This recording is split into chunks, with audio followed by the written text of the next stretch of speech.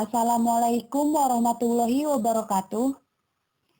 Kami dari kelompok 3 Hukum Acara Pidana yang beranggotakan saya sendiri, Cicih Monika, bersama 4 rekan saya, Siti Aisyah, Mepi Jelita, Hagi Hakun Nazar Ahmadi, dan Dadan Purkon Hermawan. Di sini kami akan sedikit menjelaskan tentang pra penuntutan dan penuntutan.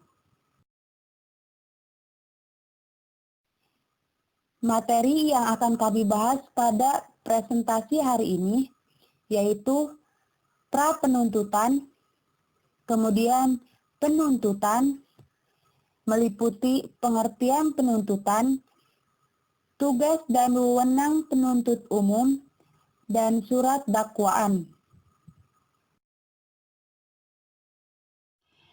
Pendahuluan materi pra penuntutan dan penuntutan.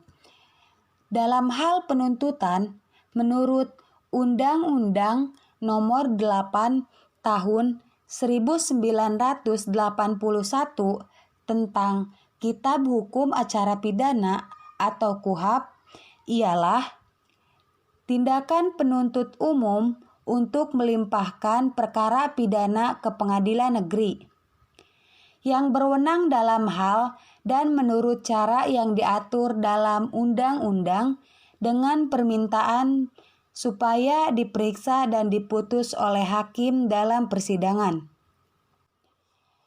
Penuntutan ini dibagi menjadi 2, yaitu pra penuntutan dan penuntutan.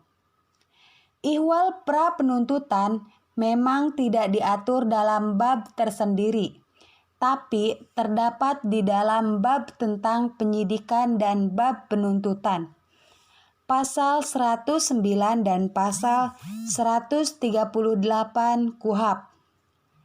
Keberadaan lembaga pra penuntutan bersifat mutlak, karena tidak ada suatu perkara pidana pun sampai ke pengadilan tanpa melalui proses pra penuntutan. Sebab dalam hal penyidik telah melakukan penyelidikan suatu peristiwa yang merupakan tindak pidana, penyidik wajib memberitahukan dimulainya penyidikan kepada penuntut umum. Maka dalam hal ini akan dijabarkan hal-hal mengenai penuntutan dari pra penuntutan dan penuntutan beserta pejabat yang berwenang melakukan penuntutan, tugas dan wewenang jaksa penuntut umum, menyusun surat dakwaan, syarat surat dakwaan, macam-macam surat dakwaan, hingga melimpahkan berkas perkara ke pengadilan negeri. Langsung kepada pembahasan pertama yaitu pra penuntutan yang akan dibahas oleh Hagi Hakun Nazar Ahmadi. Pra penuntutan. Seperti yang dikemukakan di dalam pendahuluan bahwa ihwal pra penuntutan memang tidak diatur dalam bab tersendiri, tapi terdapat di dalam bab tentang penyidikan dan bab penuntutan, pasal 109 dan pasal 138 KUHP. Proses berlangsungnya pra penuntutan dilaksanakan baik oleh penyidik maupun penuntut, sebagaimana ketentuan pasal 110 ayat 2 KUHP, pasal 138 ayat 1 KUHP, antara lain sebagai berikut. Penuntut umum setelah menerima pelimpahan berkas perkara wajib memberitahukan lengkap tidaknya berkas perkara tersebut kepada penyidik. Bila hasil penelitian terhadap berkas perkara hasil penyidikan penyidik belum lengkap, maka penuntut umum mengembalikan berkas perkara kepada penyidik disertai petunjuk paling lama 14 hari terhitung berkas perkara diterima penuntut umum. Penyidik yang tidak melaksanakan petunjuk untuk melengkapi berkas perkara, maka proses kelengkapan berkas perkara tersebut menjadi bolak-balik. Dalam sebuah pelaksanaan pra-penuntutan, proses pra-penuntutan selain dapat memacu terhindarinya rekayasa penyidikan, juga dapat mempercepat penyelesaian penyidikan, juga menghindari terjadinya arus bolak-balik perkara. Proses pra-penuntutan selain dapat menghilangkan kewenangan penyidikan oleh penuntut umum dalam perkara tindak pidana umum juga dalam melakukan pemeriksaan tambahan. Bila mana penyidik Polri menyatakan telah melaksanakan petunjuk penuntut umum secara optimal, namun penuntut umum tidak dapat melakukan penyidikan tambahan secara menyeluruh. Artinya, penuntut umum hanya dapat melakukan pemeriksaan tambahan terhadap saksi-saksi tanpa dapat melakukan pemeriksaan terhadap tersangka. Definisi dari pra-penuntutan itu sendiri adalah pengembalian berkas perkara dari penuntut umum kepada penyidik, karena penuntut umum berpendapat bahwa hasil penyidikan tersebut ternyata kurang lengkap, disertai petunjuk untuk melengkapinya. Penyidikan dianggap telah selesai apabila dalam waktu 14 hari penuntut umum tidak mengembalikan berkas perkara. Tingkat pra-penuntutan yaitu antara dimulainya penuntutan dalam arti sempit perkara dikirim ke pengadilan dan penyidikan yang dilakukan oleh penyidik. Dalam melakukan penuntutan, jaksa dapat melakukan pra-penuntutan. Pra-penuntutan adalah tindakan jaksa untuk memantau perkembangan penyidikan setelah menerima pemberitahuan dimulainya penyidikan oleh penyidik, mempelajari atau meneliti kelengkapan berkas perkara hasil penyidikan yang diterima dari penyidik, serta memberikan petunjuk guna dilengkapi penyidik untuk dapat menentukan apakah berkas perkara tersebut dapat dilimpahkan atau tidak ke tahap penuntutan. Pembahasan selanjutnya yaitu penuntutan yang akan dibahas oleh Dadan Purkon Hermawan. Penuntutan. Pengertian penuntutan. Sebagaimana diungkapkan pada pendahuluan, bahwa penuntutan adalah tindakan penuntut umum atau PU untuk melimpahkan perkara pidana ke pengadilan negeri atau PN, yang berwenang dalam hal dan menurut cara yang diatur dalam undang-undang dengan permintaan supaya diperiksa dan diputus oleh hakim dalam persidangan. Menurut pasal 137 KUHP, yang berwenang untuk melakukan penuntutan ialah penuntut umum atau PU. Tugas dan wewenang penuntut umum atau PU. Di dalam pasal 13 KUHP dinyatakan bahwa penuntut umum adalah jaksa yang diberi wewenang untuk melakukan penuntutan dan melaksanakan penetapan hakim. Selain itu, dalam pasal 1 Undang-Undang Pokok Kejaksaan atau Undang-Undang Nomor 15 Tahun 1961 menyatakan, Kejaksaan RI selanjutnya disebut kejaksaan adalah alat negara penegak hukum yang terutama bertugas sebagai penuntut umum.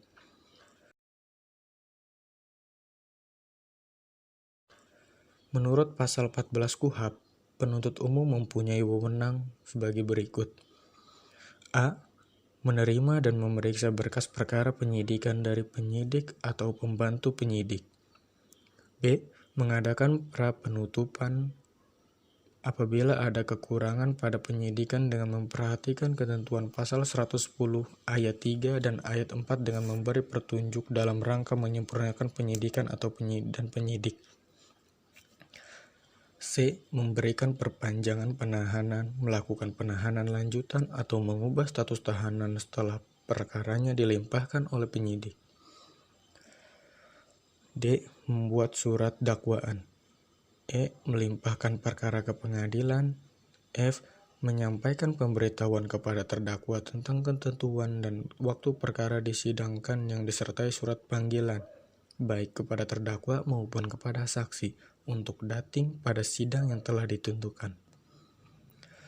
G. Melakukan penuntutan. H.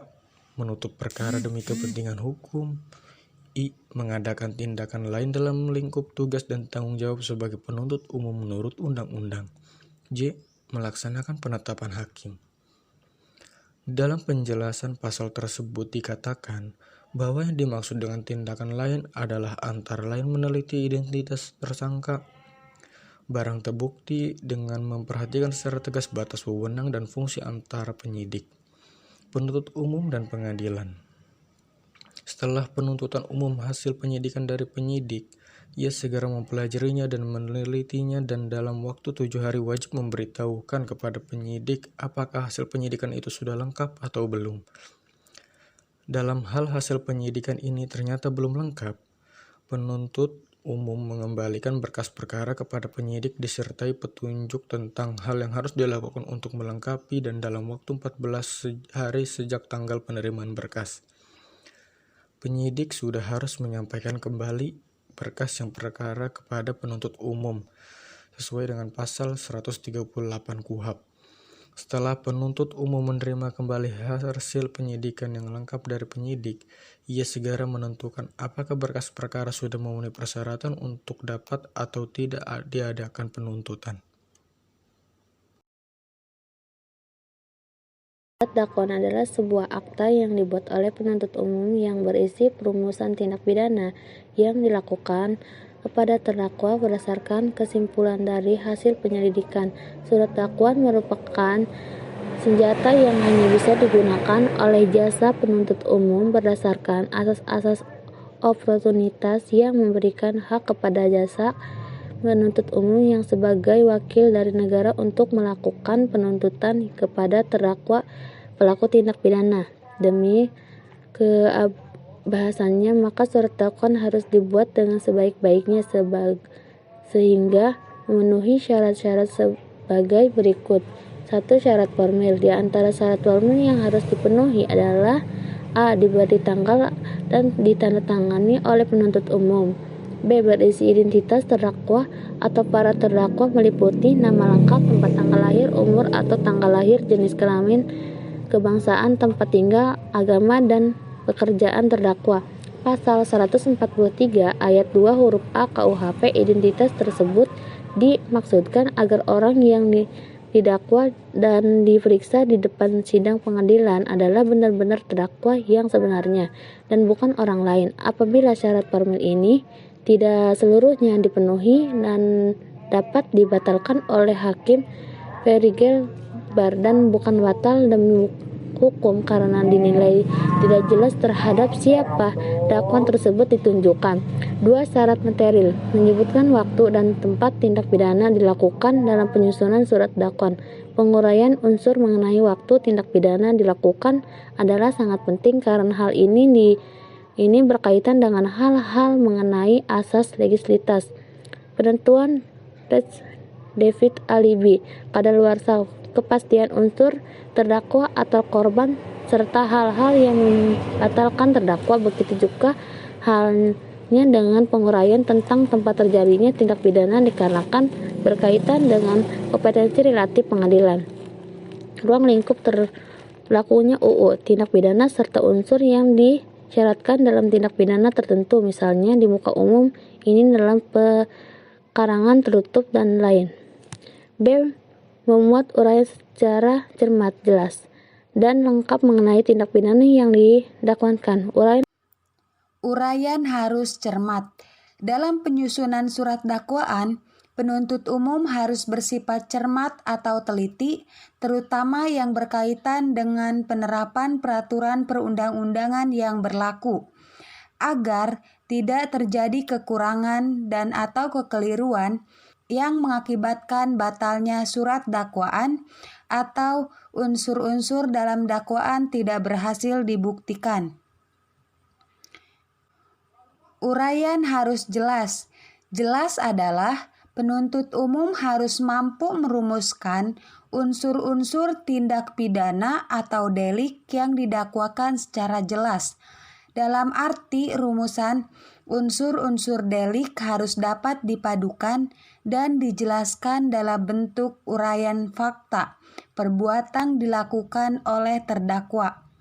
Dengan kata lain, uraian unsur-unsur delik yang dirumuskan dalam pasal yang didakwakan harus dapat dijelaskan atau digambarkan dalam bentuk fakta perbuatan yang dilakukan oleh terdakwa, sehingga dalam uraian unsur-unsur dakwaan dapat diketahui secara jelas apakah terdakwa dalam melakukan tindak pidana yang didakwakan tersebut sebagai pelaku, deder atau pleger, pelaku peserta, mede deder atau pleger, penggerak uitloker, penyuruh, atau hanya sebagai pembantu. Apakah unsur yang diuraikan tersebut sebagai tindak pidana penipuan atau penggelapan atau pencurian dan sebagainya. Dengan perumusan unsur tindak pidana secara jelas, dapat dicegah terjadinya kekaburan dalam surat dakwaan. Pendek kata, jelas berarti harus menyebutkan unsur tindak pidana yang dilakukannya, dan yang kedua, fakta dari perbuatan material yang mendukung setiap unsur delik. Yang terakhir, harus ada cara perbuatan material yang dilakukannya. Selanjutnya, uraian harus lengkap. Lengkap adalah bahwa dalam menyusun surat dakwaan harus diuraikan unsur-unsur tindak pidana yang dirumuskan dalam undang-undang secara lengkap. Dalam arti tidak boleh ada yang tercecer atau tertinggal, tidak tercantum dalam surat dakwaan. Surat dakwaan harus dibuat sedemikian rupa di mana semua harus diuraikan, baik unsur tindak pidana yang didakwakan, perbuatan material, waktu dan tempat di mana tindak pidana dilakukan, sehingga tidak satupun yang diperlukan dalam rangka usaha pembuktian dalam sidang pengadilan yang ketinggalan. Sebelum membuat surat dakwaan, yang perlu diperhatikan tindak pidana yang akan diajukan ke muka sidang pengadilan ialah pasal yang mengatur tindak pidana tersebut. Apabila penuntut sudah yakin atas tindak pidana yang akan didakwakan melanggar pasal tertentu dalam KUHP, lalu yang perlu dilakukan oleh penuntut umum adalah membuat matriks tindak pidana tersebut. Matriks adalah kerangka dasar sebagai sarana mempermudah dalam pembuatan surat dakwaan. Matriks disusun sesuai dengan isi dan maksud pasal 143 KUHP karena surat dakwaan terancam batal apabila tidak memenuhi pasal 143 ayat 2 A dan B KUHP.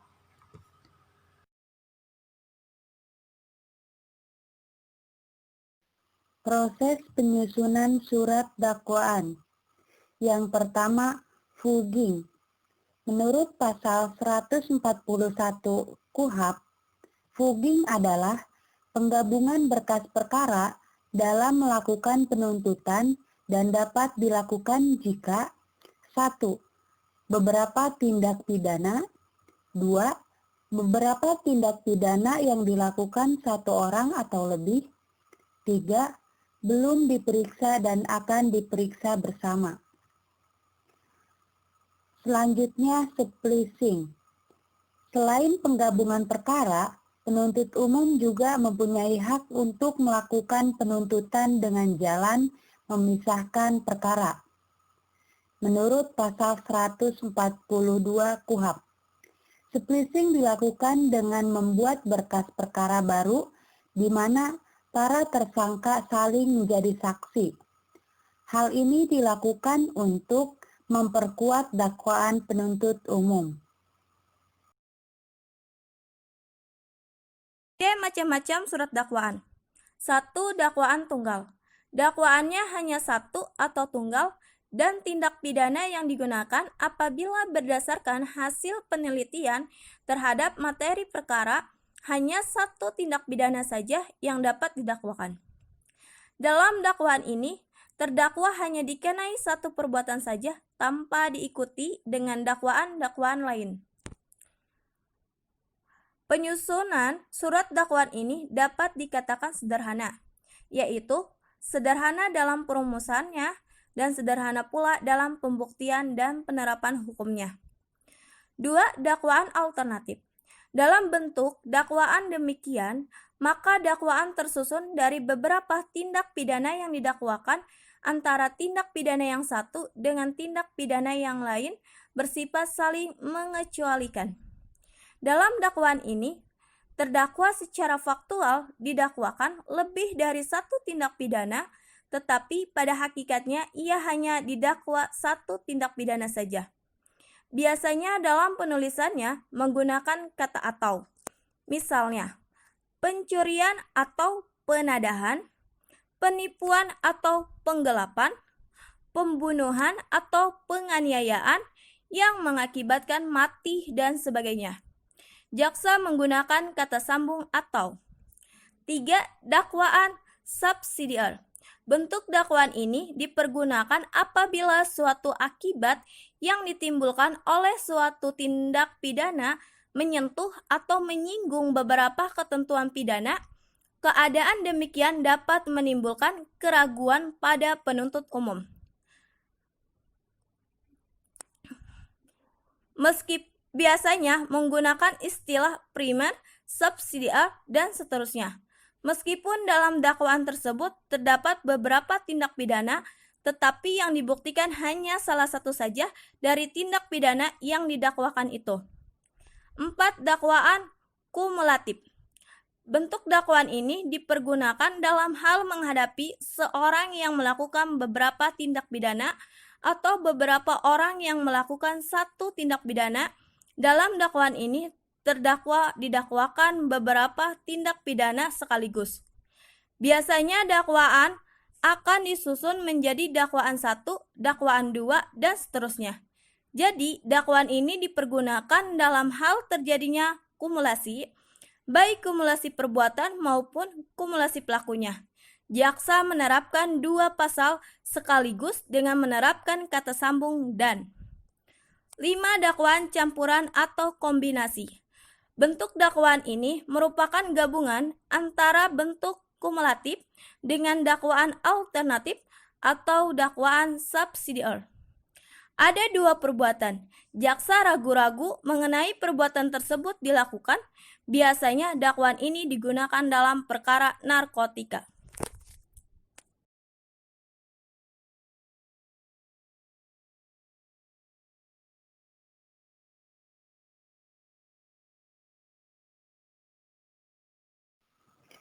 Pelimpahan perkara ke pengadilan negeri.